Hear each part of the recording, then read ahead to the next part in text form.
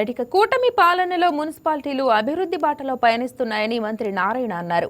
Dumping yard అవసరం లేకుండా ఎప్పటికప్పుడు వేస్ట్ టు ఎనర్జీ ప్లాంట్ కు చెత్తను తరలిస్తున్నట్లు తెలిపారు. గాజువాకలో 4.75 ఎకరాల్లో అన్ని రకాల వసతులతో ఏర్పాటు చేసిన పార్కును మంత్రి నారాయణ ప్రారంభించారు. విశాఖలో పర్యటించిన మంత్రి నారాయణ గాజువాకలో పలు అభివృద్ధి కార్యక్రమాల్లో పాల్గొన్నారు. రాష్ట్రంలో ప్రతి ఇంటికి సురక్షిత తాగునీటిని అందించేందుకు 14,000 కోట్లతో టెండర్లు పిలిచినట్లు మంత్రి నారాయణ తెలిపారు. 5,000 కోట్లతో పలు నగరాల్లో పక్కా డ్రైన్లు నిర్మిస్తున్నామని వివరించారు. ఏదైతే ఎంతో కాలం నుంచి డంప్ యార్డ్ సమస్య ఉందో ఆ డంప్ యార్డ్ యాక్చువల్ గా ఈ రోజు నేను స్థానిక శాసనసభ్యులు పల్లా శ్రీనివాస్ గారు మరియు మున్సిపల్ కార్పొరేషన్ కమిషనర్ గారు మరియు విఎంఆర్డీఏ కమిషనర్ గారు మరియు మేయర్ మరియు కార్పొరేటర్లు అందరితో కూడా విజిట్ చేయడం జరిగింది. దానికి ఎటువంటి ఇబ్బంది లేకుండా ప్రజలకు ఇబ్బంది లేకుండా చేయాలని నిజంగానే కొంత ఇబ్బంది ఉంది. ఆ ఇబ్బంది పోవాలంటే ఏం చేయాలనేది యాక్చువల్ గా ఈ రోజు మళ్ళీ కూర్చొని దాని మీద డిస్కస్ చేసి పెద్ద కాంపాక్టులు 33 టన్స్ కాంపాక్టులు తీసుకొని అక్కడ యాక్చువల్ గా డంప్ చేస్తున్నారు, మళ్ళీ అక్కడ నుంచి లిఫ్ట్ చేస్తున్నారు.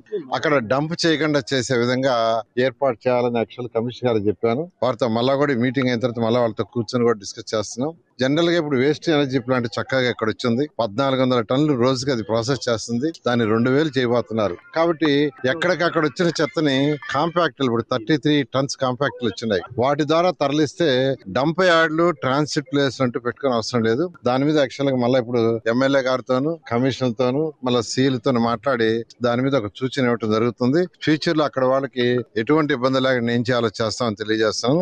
అదేవిధంగా ఈ రోజు 4.75 ఎకరాలతో ఒక పార్కును గాజువాకలో ఈ రోజు ఇనాగ్రేషన్ చేశాం. నిజంగా నేను చాలా చక్కగా ఈ పార్కుని తీర్చిదిద్దిన అటు మున్సిపల్ కమిషనర్ కావచ్చు, వాళ్ళ అధికారులు కావచ్చు, దానికి డిజైన్ చేయటంలోను దాంట్లోనూ రిక్వైర్మెంట్ ఇచ్చిన మేయర్, కార్పొరేటర్లు, శాసనసభ్యులు వాళ్ళందరూ కూడా నేను ప్రత్యేకంగా అభినందిస్తున్నాను. ఈ పార్క్ లో ఒక ఆంఫిబియర్ థియేటర్ ఒకటి వస్తుంది. అదే విధంగా ఇక్కడ బాక్స్ క్రికెట్ నెట్ ఒకటి వస్తుంది. అదేవిధంగా క్యాఫ్టేరియా, టాయిలెట్స్ బ్లాక్స్ 2 అరేంజ్ చేశారు. డ్రైనేజ్ సిస్టమ్ చక్కగా అరేంజ్ చేశారు. Water fountain with Alluri Sitaramaraju statue ఏర్పాటు చేశారు. అదే విధంగా ఎంట్రన్స్ లో ఒక చక్కటి ఆర్చ్ విత్ సెక్యూరిటీ అరేంజ్ చేశారు. చిల్డ్రన్స్ ప్లే ఎక్విప్మెంట్ ని చాలా చక్కగా మంచి ఎక్విప్మెంట్ ఏర్పాటు చేశారు. అదే విధంగా డ్రిప్ ఇరిగేషన్, అదే విధంగా modern play equipment and gym కూడా చక్కగా అరేంజ్ చేశారు. అదే విధంగా కాంపౌండ్ వాళ్ళు చుట్టూ వాకింగ్ ట్రాక్ చాలా చక్కగా అరేంజ్ చేశారు.